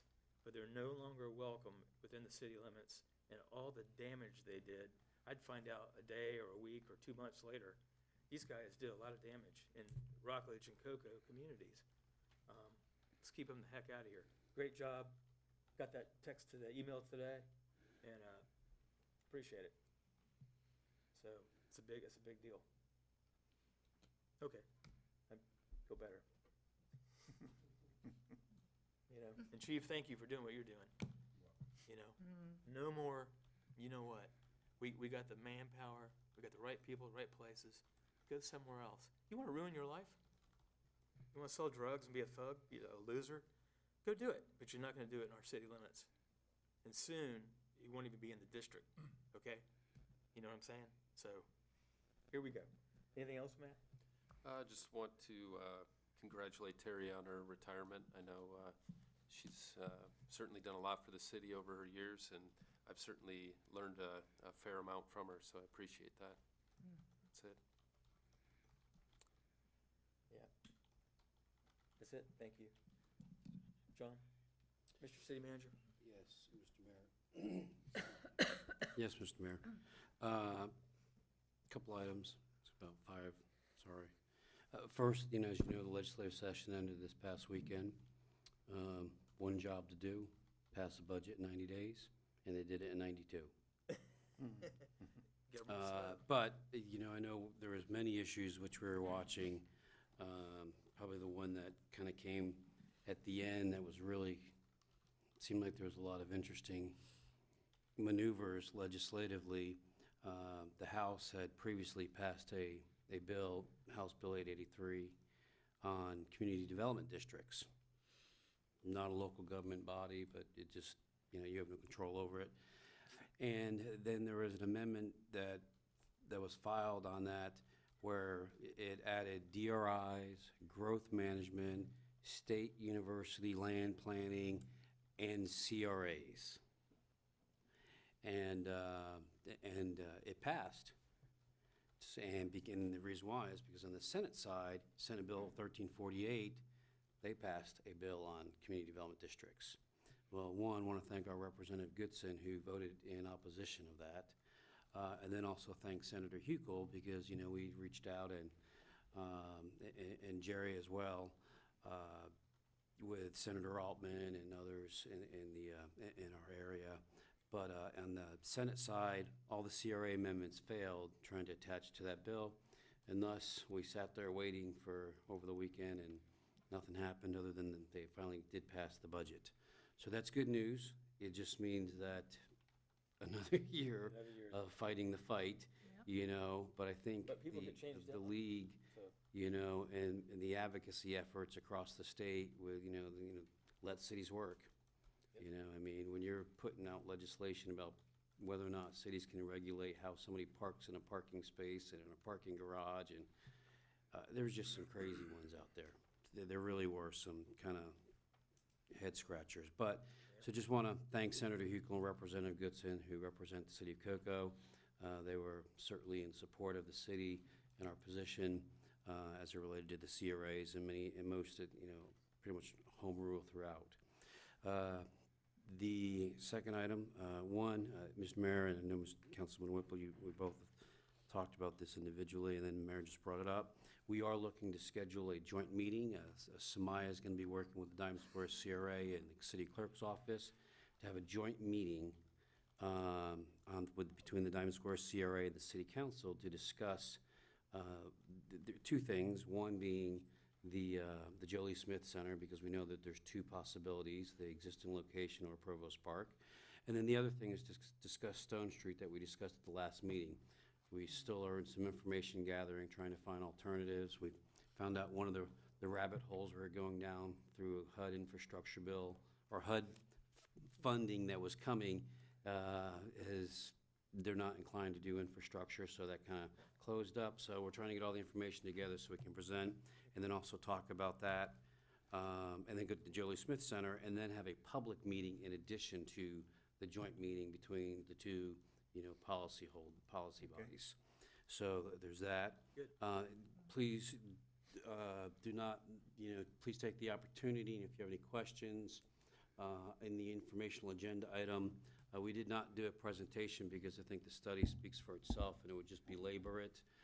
There's the water meter use, water meter accuracy, and utility billing practices audit that was performed. Yes, it took a little longer than anticipated. A lot of reviews and just, and there's also a management response. Even from day one, I will say, working with the consultants, some of the things they identified, the staff has worked to try to address, but at the end of the day, when it comes to the water meter use and the accuracy, you'll find in the report that we stand up pretty well and we're within the limits of what we should be. And actually, if you recall, the one gentleman from Heritage Isles that kind of brought the issue to our forefront subsequently learned of more information that may have led to the the water use. But it was an opportunity to look at our processes, and there's a management response in there, kind of going over some of the recommendations that WRA put forward. The CPSM study, each of you have a copy of that, regarding the operation also at the police department. The clerk has a copy that would be available for public record. Please review it. I'd like to meet with each of you individually. We are, again, as I indicated earlier, working and trying to get a workshop scheduled with the authors. I know you all know that I'm very passionate about what we do here at the city and the progress that's being made. And I think the city, by engaging in the effort, CPSM, to take a hard look at our department practices, staffing, and other issues such as the citizens, or the Chiefs Advisory Group, Citizens Group, is something that we take seriously, and especially when we're probably the only community that's been working with Reverend Dennis in the Brevard County area. And we certainly, I be honest, I wear my passion on my sleeves at times, and when you're accused of malfeasance and dereliction, when we have been working as diligently as possible to get the study done and to characterize the city like we're not monitoring use of force, or that there's issues with our police department, I just don't think it's a fair characterization, especially when the numbers have been provided and there has been communication. Fifth, you just accepted the CAFR. Essentially, the CAFR, the Comprehensive Annual Financial Report, it looks backward on what we did last year, and how we handled the resources that you afforded, and that the citizens provided. But now we're starting the budget. Budget looks forward. I did provide each of you an email this year in an effort to further enhance and create additional opportunities for engagement and to enhance transparency. Is kind of having a budget kickoff workshop, kind of lay the foundation. We have engaged Stan Tech to come into the process earlier, or Mike Burton, for the purposes of kind of trying to provide that mid-year snapshot, as well as some parameters and projections of where we think we may be. It's very preliminary because obviously we won't have any of the property ad valorem data, for ad valorem data from the property appraiser, sales tax revenues, a lot of things we won't have, but it's going to be preliminary, but it's just an idea to have a conversation beforehand. It's on April 9th. I promise you, it will not be a long workshop. It's an introductory one, and just kind of lay out, where we're going. And then because, beginning on April 23rd, the CIP meetings will be scheduled with the directors. They're currently working on their CIPs, their capital improvement projects. So having that workshop beforehand and having an understand, not that we haven't in the past, but, kind of validating some of our models that we've been using to help us in our decision-making, I think will enhance the process. So we have provided you those dates in advance, so you would know, because I know many of you have some busy schedules over the summer, so we figured we'd get them to you sooner rather than later. So I want to thank you for that. And not last, but this Friday, I'll be out of the office, and for next week, I'll be vacationing in Tennessee in a camper with a 5 and 2-year-old, yes, and my wife. Here you go. Not unless somebody wants to volunteer to watch my son for. Brenda does. Just kidding. He's going to have a blast. We're going to the Cumberland Gap Mountain area, so we're going to have a blast. Oh, you're gonna have a good So, and then last but not least, again, I want to commend and thank, Terry for her years of service to the city, whether it was a deputy finance director, finance manager, and ultimately as director. Her vice and her counsel has been invaluable. So she will be missed, and we wish her well during retirement, her and her family, and we just want to thank her for her service to the city. Thank you, council. Yep. Thank you. Okay. Mr. Whipple? Yes, Mr. Mayor, thank you. Couple of items. First, I'd like to thank the Assistant City manager for his update on my pet peeve, and that is Provost Park. I'd like to mention that the original meeting in Viera with Matt, our police chief, Mrs. Victoria Mitchell, myself, and the heads of the departments of, in the Brevard County, came up with the ideas that's being implemented now in order to take our park back.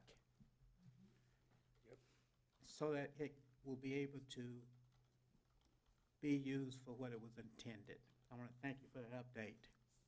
And I'm extremely passionate about it because coming back to council, seeing what continued when I left and when I came back, it continued. We needed to put a stop to it. And I don't want anyone that's listening to us out here in television land to get the wrong impression. But as the mayor has said, the people that utilize that park use it for ill-fated activities. The children can't enjoy what it was intended for. That's right. And I applaud the mayor and this council for going forward to do something about it, and the police chief, our manager, assistant manager of the city of Cocoa. They are not welcome with what they're doing. I think the chief on Sundays, he looked forward to my phone calls in regards to what's going on there. I get out of church and I come through there and I see things happening, and I have a nice conversation with him about the illegal top parking and the endangerment of the pedestrians and cars frequenting that area. They come to our park, destroy it, and then they go wherever they live, leaving debris behind. We're gonna put a stop to it. So kudos to all of you for doing what you're doing. That's right. In order to make it acceptable for our citizens. Also, Terry, congratulations on your retirement. It's wonderful. I've been retired for a while, even though I come to work here. It is truly wonderful. So enjoy. We're gonna miss you. Also, Mount Moriah AME Church is going to be having a community event along with Park and Recreation and Brevard County. If you'll mark your calendars for March the 24th from 10 a.m. until 2 p.m. I want to ask the Assistant Chief, did you speak with the person that you needed to talk with in regards to having a police dog there, or with the fire truck? Okay, I got a call about that today, so I can confirm that you will be there. Okay, thank you very much. One other item, I want to thank the attorney for clarifying information that I received or questions that I could not answer in regards to the mayor leaving. I want to thank you for the clarification on that memo that you sent as to what we should be doing going forward. I appreciate that. My pleasure. All right, and that's all that I have at this point. Okay, good, very good. Okay? Ms. Warner? Let the city attorney talk? I asked him earlier. Okay. He said no. Just a couple of things. One is definitely to wish Terry all the best. I'm really gonna miss her. She's, having been involved in the city for a large part of Terry's time here, because I think I've been doing this almost 20 years. I know she's always been an asset to the finance department, but never more than she has been in this position. So thank you very much. We're gonna miss you terribly. And I would like to remind everybody that on the 17th, it's my turn to have a mayor's walk. We're gonna walk out by Bracco Pond, and hopefully we will introduce some people to Bracco Pond that aren't familiar with Bracco Pond and the fact that you can go out there and ride a bike or walk and exercise. We're all walking our dogs. If you don't have a dog, come anyway. Most of my friends have several. I'm loaning some of mine out. See if I can find a dog. I've already had requests for my dogs, so, so if you don't have a dog, come anyway, we'll give you a dog. The Kennel Club, the Brevard Kennel Club is actually gonna bring out their canine ambassadors, so that if there's children out there that aren't familiar with dogs or aren't, comfortable with dogs, that they can work with them and teach them about the benefits of walking your dog, so. So please, come out from 8 to 10 on the morning of the 17th, and if you want to dress your dog like a leprechaun, that's great too. I know some of the dogs are wearing St. Patty's Day attire, so. Yeah, so, yeah, I'm looking forward to it. I'm hoping to get to see some new breeds, and I don't know about most of the canines at the PD, but Copper is planning to be there, so. Not wearing leprechaun outfits. I'm gonna wear orange. No leprechaun outfit for Copper. And I would just also like to mention on the idea of Provost Park, I had a meeting the other day with some people who just recently started doing the security contract for the county for the bus depot, which is right there next to Provost Park. The owner of that company is a former member of the Brevard County Sheriff's Office, and they would be more than happy to partner with us and have, because they have security guards there 7 days a week. Whenever the bus terminal is open, they have a security guard there at the terminal. They would be happy to partner with us to help us keep an eye on what goes on at Provost Park. So they did mention that they had had a good response from the PD whenever they had had to call, because the problems at the park bleed over to the bus station. But they would definitely be willing to help us out to get that mess cleared out over there. So their eyes are there. If the bus depot's open, they're there. They have eyes there when we can't have, coverage. So they would help out. So hopefully that'll help, having that relationship with somebody sitting across the street and being able to watch what's going on. Maybe it'll help us get that mess cleaned up quicker. So that's it for me. May I interject? Right there. Yes. I'm next. Matt, he's next, yeah, but Who's next? you've met with the managers of the bus terminal, and they're involved in this process as well. Could you just speak a little bit about it? Yeah, myself, John, and Karen actually went on site a couple weeks ago and met with the folks over there. They had for some time been working on a grant application for the demolition of the old Veterans Center there, right along 520. And they have some longer-term plans with that property. It is owned by Brevard County. And so they want to utilize it for their site and enhance their site. And, with the end result being moving that bus terminal off of Var Street Great. and into the site. I want to So, thank you for mentioning it, because they are involved with the process, so. Yeah, who I spoke with wasn't the county, it was the security company which contracts for the county. And like I said, they have a security guard there right in that parking lot watching what's going on. Yeah, but the management of the bus terminal. I mean, they're- that's actually how I learned that some of the stuff that was going on over there was from the security people Yes. over there. Yeah, they see a lot over there, so I was kind of surprised at some of the activity I heard about.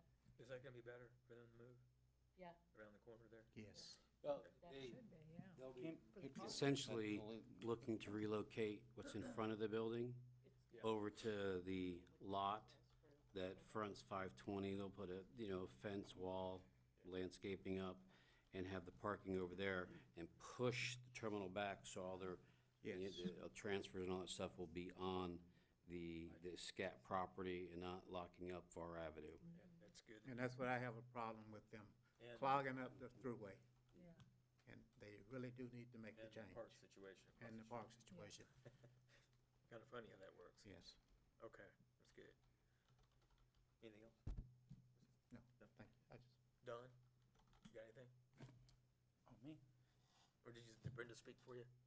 No, I never speak for Don. Did you speak? No. Okay. I just want to say, Terry, good luck.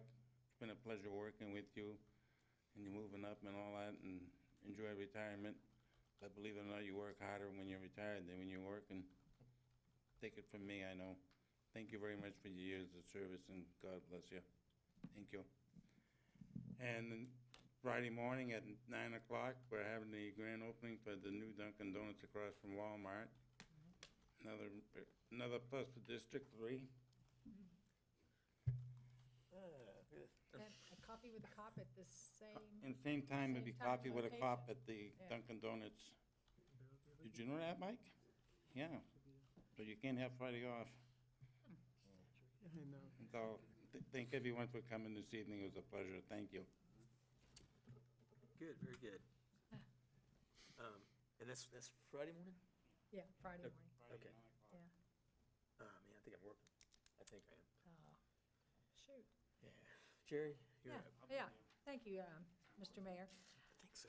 Couple of things on the informational agenda I just want to mention. I want to thank the chief for giving us the update, the district event statistics. I appreciate that information. Gives us a really good overview of the crime and what has improved, and because you look back and see in the statistics, things are getting better each month, so that's very encouraging, and of course, we know that from the crime report that we got at the last meeting as well, so thank you for that info. And also, I'm glad that we did get that review for the water meter usage, because, and the accuracy, because we do have people that call us and question that, and I think that's information that is good for the public to know it's out there, that this report was done, and the meters are, for the most part, accurate. So I'm glad to see that we got that information for them as well. One thing I wanted to ask you, Matt, on that, with Provost Park, is there any way that we could reach out to the county and see if they'd be willing to clean up that Brevard Action Agency building as well during the process of renovating the park and cleaning the park up? And Yeah, that's actually going to be part of the improvements. That building is actually owned by the city of Cocoa. okay, so we can, And so they can make we have improvements the to ability that? to make those improvements. In Good. fact, I believe you all received an email from one of the a Cocoa Right, resident. that's what that that's had what brought it expressed to my some attention. Yep, Yeah. expressed some concerns. I spoke with her multiple times, and, she's happy to see any progress that could be made Right, over there. yeah, I agree with her 100%, so I'm glad to hear that, thank you. Also, I want to thank all who participated in the Mayor's Fitness Challenge that I held for District 4 on March 3rd. We had a very good turnout.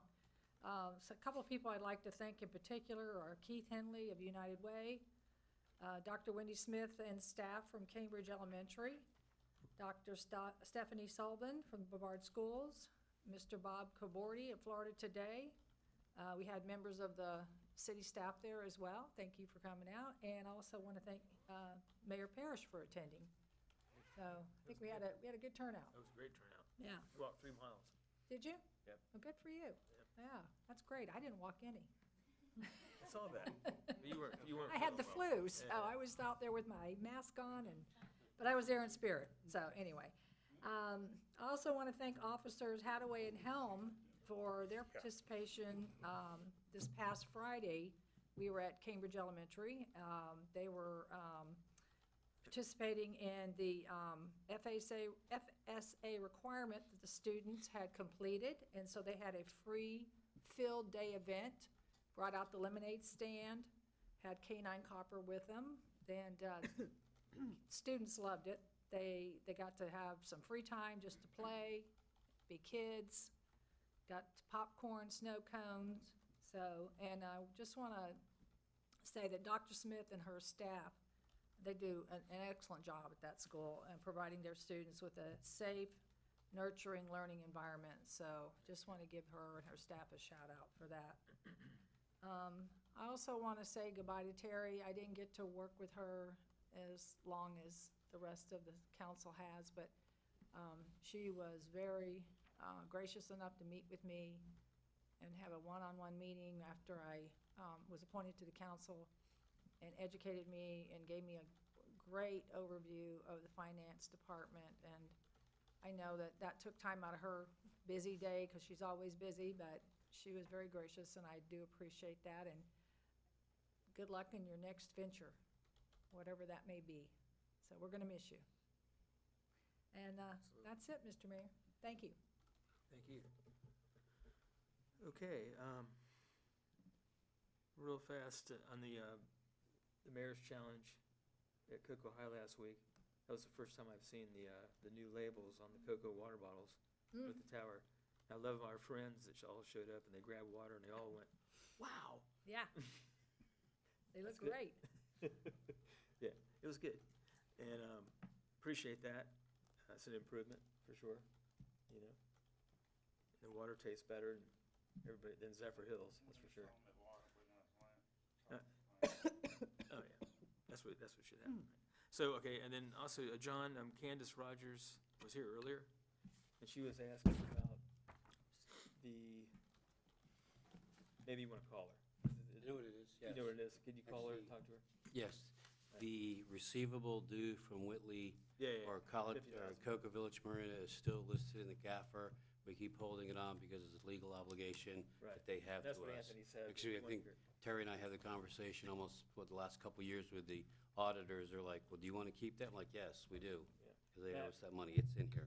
Could you have Matt call her or something? Yep, Just make sure she has one. sure will. That would help, and that helps a lot. Okay, and also, Mr. Thomas Rebin is waiting for a call. I talked to Matt before the meeting, and he has a different perspective on the county's homeless situation. He's working with Palm Bay. I guess they're gonna do a workshop coming up here.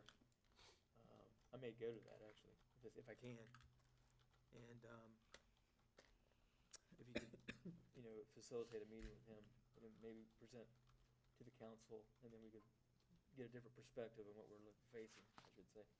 Okay, and Don's right about the Dunkin' Donuts. The other Dunkin' Donuts, is that at 520 and 95? Whose district's that in? That's the one that's right next to, Sam's Club. right next, yeah. Well, IHOP, yeah. Whose district's that? That Don's should, got all the Dunkin' Donuts. I was gonna You say, got that that would one too? be What is Don's this? District 3. You have like a chair in there and everyone? Yeah. That's good. Yeah.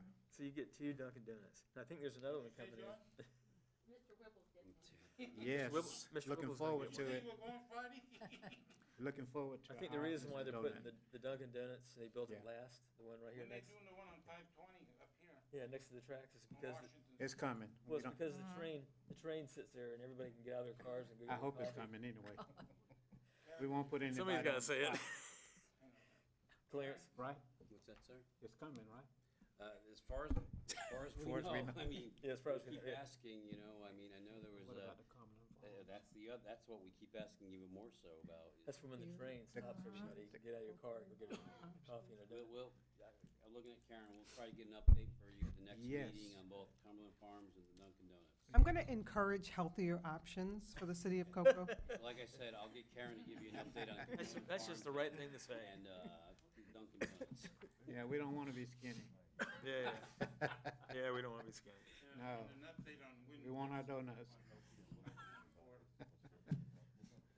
John, an update on 524 for the old Winn-Dixie. We actually talking, we've met with them recently, and I can't tell you that they have concrete plans. I know they do, but there's a lot of things that are in motion in terms of the possible redevelopment of the site. And so we're dealing with another issue right now, but it's something that I think they're lining up. I mean, they didn't submit any official plans. They just kind of talk to us without divulging what they, I can talk to each individually, but it's just because they're out The there old- trying the to old do Home some. Depot site? What's that? The old Home Depot site? Yes, yeah, the one Or the one that yes, proposed. yes. Yeah. So, I mean, they're looking at, various options. I think everybody knew that they were looking at the possibility of like an academy or something like that. I think that's really kind of, the academies reassess their market, penetration in the area. And so they're kind of, not just, I'm not just talking Brevard County, but into Florida. Right. Oh. When you locate across from Dick's and Bass Pro and stuff like that, kind of like, So needless to say, that opportunity's gone, but they are looking at, some mountain parcels and other uses that I think that if it was to come to fruition, would be very beneficial for the city. So, Don said he'd leave the Flying J for a Golden Corral, right there. Just putting it out there. And also, a lot of people are asking about what's going on. It's a very busy corner with a lot of opportunity. I hope they pull the trigger on the right stuff. Me too. That's a game changer on 524. I'll talk to you all individually, Okay. just to give you a heads up. It's just, they haven't submitted anything, and I don't It's want to been a put year. something out there and Yeah. create false expectations, Yeah. if they can't bring that, if they can't land that plane. Right, gotcha. Right. Yes, sir. Yeah, I have one other thing, that the person that did the artwork on the utility boxes, is that still going on, that program still happening? Yeah, there's actually multiple artists. I think each box has individual artists. There are 6 more boxes to be completed. There's some other high-traffic intersections within the city where we've identified the boxes, and we have the funding availability, and we're working with Cocoa Main Street to make that happen. So. Okay, I was just wanted to make sure that the one on Roselle Jones and designated highway MLK is done. It's right in front of the Zion Orthodox Primitive Baptist Church. Yeah. That one hasn't been done. And it's another one, I can't remember exactly where it is. I was wondering whether they're gonna complete those. Okay. I'm sure. I'll have to verify on the list, but Yes, certainly that's appreciate it. another high-traffic area, Yes, so it it is. would likely be in the list. Okay. Okay. Also, just want to say something to Mike Cantaloupe. Since we're on government TV, people watch this, and I've been reminded lately that, again, congratulations on driving everybody, working hard to help the police department, and the citizens of Cocoa, of course, helped in driving the crime rate down 35% in the last 5 years. That's a record in our county, and there's probably, in Central Florida, there's probably nobody that's met that. So you don't have to look it up, but 35% across the board crime reduction is stellar. So you get an A+, and probably Florida. I mean, you probably are number 1 in Florida for crime fighting. So, Thank you, Mr. Mayor. I just want to say, we couldn't do it without the men and women that work at the Cocoa Police Department. They're the ones that truly worked hard to make this happen along with our citizens. sure. So, All those thank, years, our all guys. those years, all those previous councils used to, I call it man up, and spend the extra money and do the street crimes units and all these things. In ways it worked, but if you're not working in step with the citizens, it's the first time ever that everybody's a stakeholder. The citizens from street to street to street are stakeholders in this, and you've shown that it actually works. We've seen it in other cities like Charleston, the old days, and other towns. But I mean, the sheriff has done a good job. The last 5 years went 19.8 or something. So definitely, we're running it out of here, and we're doing all the right things. So Well, great job. Mr. Mayor, I think one of the changes that I see, and you may recognize this too, is that it's actually a change in philosophy and in attitude, because, when I talk to even our citizens who have contact with the police when they are not doing everything they should be doing correctly, or when our homeless have contact with police officers, the one thing that I consistently hear from the people I talk to who have regular contact with our police department, whether because they're criminals or they have, family issues or whatever, that they're in contact with our police department a long time, the one thing that they consistently say to me is they always feel like they're treated with dignity and respect, no matter what the situation is. They may be wrong, they may be going to jail, but they're treated with dignity and respect on their way to jail. And I appreciate that more than anything else that the police department does, and is knowing that even my homeless people tell me that I see on a regular basis, the police may run me out of where I'm sleeping, but they do it with respect and dignity. They don't treat me like I'm subhuman just because I'm homeless, and I To me, that is a policing philosophy that tells me that the attitude of our officers on the street, they feel like they're partners with our community, and that's what I see as making the big difference. I think our citizens see that we have a police department who truly cares about our city, and that's making all the difference in the world. Yeah, it's a big deal. Big difference from the last 5 or 6 years, for sure. That's really it for me tonight. I think everything's going pretty well. Those economic development projects are moving ahead, and, Just yeah. quick aside, Mr. Mayor. For those of you, and I know I've shared it with the police chief and with the city manager and with Matt, on YouTube, there is a company called Cyberdeck that does drone footage. They've got a new drone footage up of the Walmart site for anybody who's interested. Really, really good of the building and stuff. Check it out. Yeah, and they've actually done several videos, so you can actually watch the progression of the Timeline. Walmart construction. But they did another one last week, so you can see the building and just how huge everything is out there. So It's big. it's cyber, you just, search for Cyberdeck on. Whose district's that in? Everything is in one district, things like these days. But yeah, just check for Cyberdeck on YouTube and look at that video. It's awesome. Good. Oh, Sure. you know what I forgot to mention, going back to the police department, we are having a community watch meeting in District 4 in High Point, Thursday, March 22nd, from 5:30 to 7, and that will be at the intersections of River Point Drive and Forest Hill Drive.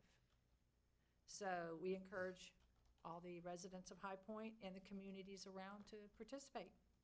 Thank you. Great. Okay, that's it for me this evening. Thank you for coming, everybody, and we're going to shut her down. Motion to adjourn? Second? Second.